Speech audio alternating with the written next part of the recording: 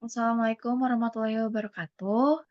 Di sini kita berdua, yaitu Faizal Fahri dan juga Kiritnya ini akan menjelaskan terkait pengukuran kinerja SCM menggunakan metode analytical hierarchy proses AHP dalam pemilihan supplier.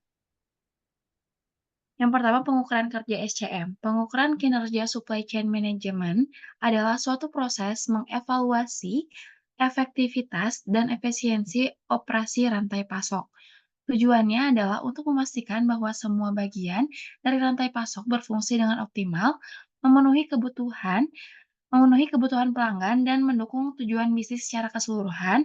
Pengukuran kinerja SCM mencakup berbagai aspek seperti waktu pengiriman, biaya, kualitas, fleksibilitas, dan tingkat layanan. Di sini ada indikator kinerja utama dalam SCM. Yang pertama ada waktu pengiriman, delivery time, waktu yang dibutuhkan untuk mengirimkan produk dari pemasok ke pelanggan. Untuk metode pengukurannya yaitu on-time delivery rate dan lead time. Lalu yang kedua ada tingkat layanan, service level, yaitu presentasi permintaan pelanggan yang dapat dipenuhi dari stok yang tersedia. Metode pengukuran yang digunakan yaitu dengan fill rate dan perfect order rate. Di sini yang ketiga yaitu ada biaya rantai pasok, supply chain cost, yaitu total biaya yang dikeluarkan dalam seluruh rantai pasok termasuk biaya produksi, penyimpanan, transportasi, dan administrasi. Metode pengukuran yang dilakukan yaitu total total supply chain cost, cost per unit. Kualitas produk yaitu tingkat kesesuaian produk dengan spesifikasi dan harapan pelanggan. Metode pengukurannya defect rate dan return rate. Lalu yang kelima ada kapasitas dan utilisasi, yaitu tingkat pemanfaatan sumber daya rantai pasok seperti mesin, tenaga kerja, dan fasilitas. Untuk metode pengukuran yaitu utilization rate dan throughput. Lalu yang keenam ada fleksibilitas dan responsivitas, yaitu kemampuan rantai pasok untuk merespon perubahan permintaan dan kondisi pasar. Metode pengukuran yang digunakan itu time to market, lalu adaptability rate. Lalu yang terakhir, itu ada efisiensi inventaris, yaitu pengelolaan stok untuk meminimalkan biaya penyimpanan sambil memenuhi permintaan pelanggan. Metode pengukuran yang dilakukan yaitu inventory turnover dan days of inventory.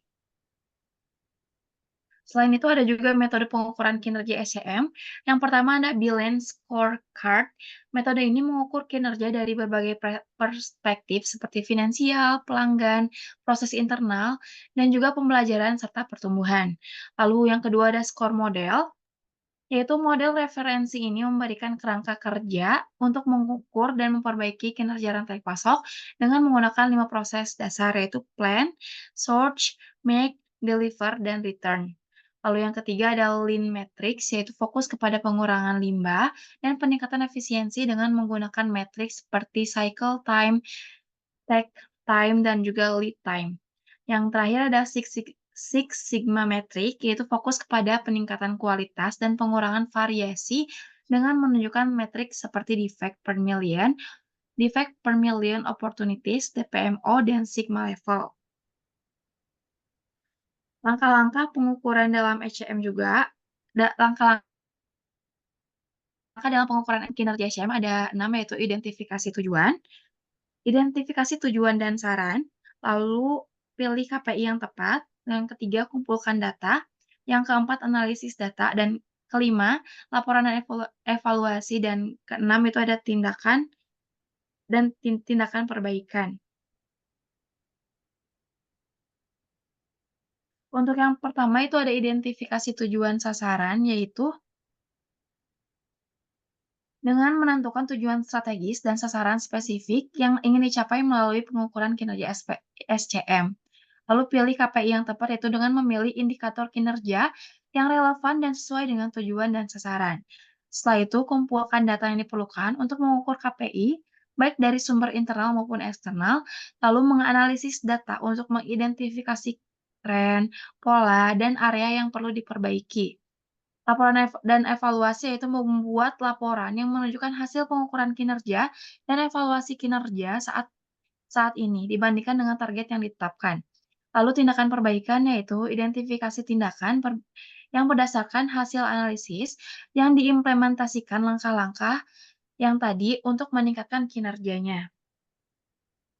Lalu selanjutnya ada contoh pengukuran kinerja SCM. Yang pertama pengiriman tepat waktu, on time delivery rate, yang dengan target 95% dan hasil 92%. Untuk tindakan perbaikannya itu meningkatkan koordinasi dengan pemasok dan penyedia logistik. Biaya rantai pasok, yang pertama targetnya untuk mengurangi biaya sebesar 10% dengan hasil pengurangan biaya sebesar 8%. Tindakan perbaikan yang digunakan yaitu dengan mengoptimalkan rute, pengiriman, dan negosiasi ulang kontrak dengan pemasok. Pengukuran kinerja SCM yang efektif membantu organisasi untuk mengidentifikasi area perbaikan, mengoptimalkan operasi rantai pasok, dan meningkatkan kepuasan kepuasan pelanggan serta profitabilitasnya. Untuk materi selanjutnya akan dijelaskan oleh Faizal. Terima kasih Kiki. Untuk materi selanjutnya ini fokus terhadap materi analytical hierarchy process atau AHP ya, di mana AHP ini adalah metode yang mendukung dalam pengambilan keputusan melalui penguraian masalah yang kompleks dibuat menjadi hierarki atau beberapa submasalah yang lebih sederhana. Nah, dalam pemilihan supplier atau dalam kasus ini gitu ya, AHP itu bisa membantu dalam menilai dan membandingkan berbagai faktor yang dapat mempengaruhi keputusan-keputusan tersebut. Boleh di-next.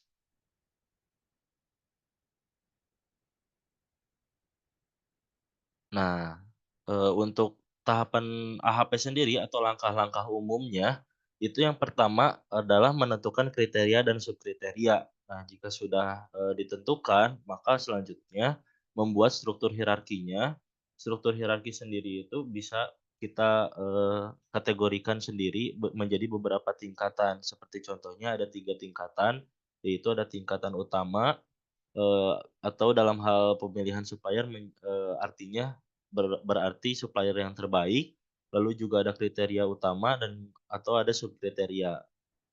Nah, untuk struktur hierarki ini setelah dibentuk, maka selanjutnya melakukan perbandingan berpasangan atau pairwise comparison, di mana, nanti di sini, diberikan skala penilaian 1 sampai 9 dari sama penting hingga di, nilai 9 itu yang terbesar, sangat jelas lebih penting. Nah, jika sudah melakukan perbandingan berpasangan, maka nanti tinggal menyusun matriksnya, matriks perbandingan berpasangan, dan menghitung bobot kriteria dan subkriteria. Nah, jika sudah, lalu menyusun matriks konsistensi dan, di tahapan akhir yaitu menggabungkan bobot untuk, penilaian alternatif. Boleh di-next. Nah, kita langsung masuk aja ke contoh sederhana, di mana, kita itu memiliki 3 supplier yang ingin dievaluasi berdasarkan, dalam hal ini tuh ada 3 kriteria. Yang pertama, mau harganya yang murah, kualitasnya yang baik, dan waktu pengirimannya yang cepat. Nah, maka kita membentuk struktur hierarki awalnya, yaitu tujuannya memiliki supplier yang terbaik dengan kriterianya harga yang murah, kualitas yang baik, dan waktu pengiriman yang cepat. Nah, jika sudah, maka dibuatlah, matriks di mana perbandingan berpasangannya itu, ada perbandingan antara harga kualitas, harga dengan waktu pengiriman, ataupun kualitas dengan waktu pengiriman. Nah, nanti ini diberikan penilaian ada 3, 5, ataupun 2 itu sesuai dengan, penilaian sebelumnya yang sudah dijelaskan. Boleh di-next. Nah, eee untuk selanjutnya, nilai-nilai yang sudah dimasukkan itu, eee, tinggal dihitung bobotnya, seperti contohnya nanti untuk harga sendiri itu bobotnya 0,5, untuk kualitas itu 0,3, dan waktu pengiriman itu 0,2. Nah, nanti tinggal dievaluasi dari hasil supplier tersebut, tinggal dikalikan, untuk skor akhirnya itu tinggal dikalikan, bobotnya itu dengan evaluasi dari supplier. Nah, maka itu akan menghasilkan dalam hal ini, supplier B itu menghasilkan nilai terbesar yang artinya, dapat dipilih sebagai supplier yang terbaik. Boleh di-next. Nah, jika tadi membahas mengenai, contoh kasus sederhana, kita langsung masuk aja ke dalam studi kasus di mana ada PT Alvindo Banten yang memang beralamat di Cilegon, ini masih menggunakan sistem yang manual dalam proses pemilihan supplier-nya untuk memasok barang-barang permintaan konsumen. Nah, Jadi untuk penelitian ini itu, digunakan oleh penulis dengan pengumpulan data agar mendapatkan data yang lengkap dan akurat. Boleh di-next?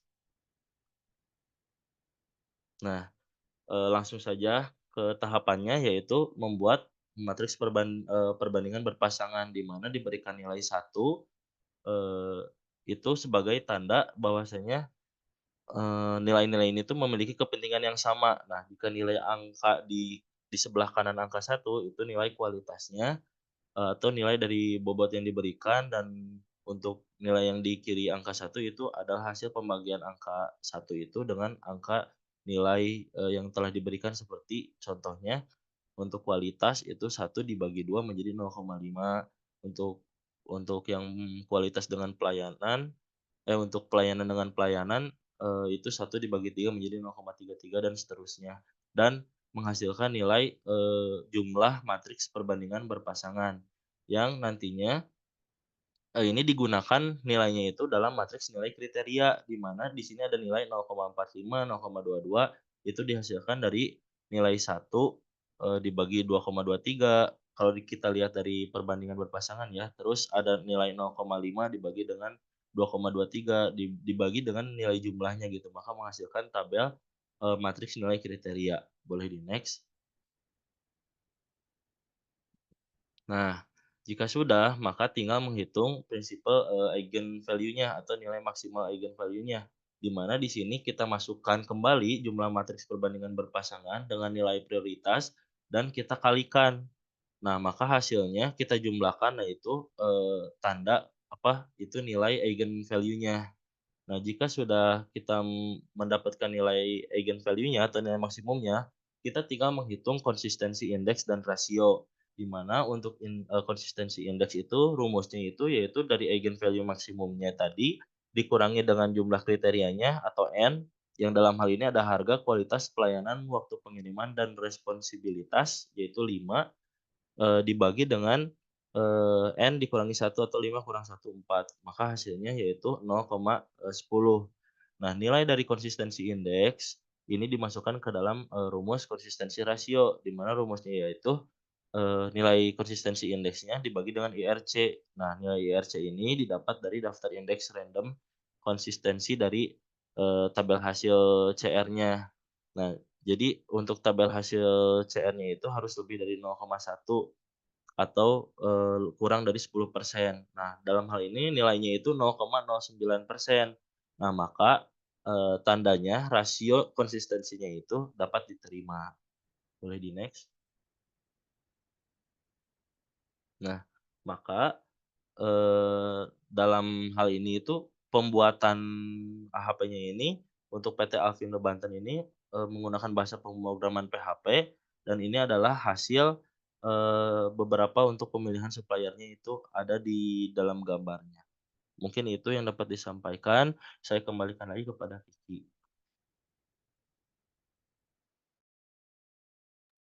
Terima kasih kepada Faizal yang telah menyampaikan materinya. Mungkin sekian penyampaian materi dari kita berdua. Mohon maaf bila ada kekurangan. Terima kasih banyak. Assalamualaikum warahmatullahi wabarakatuh.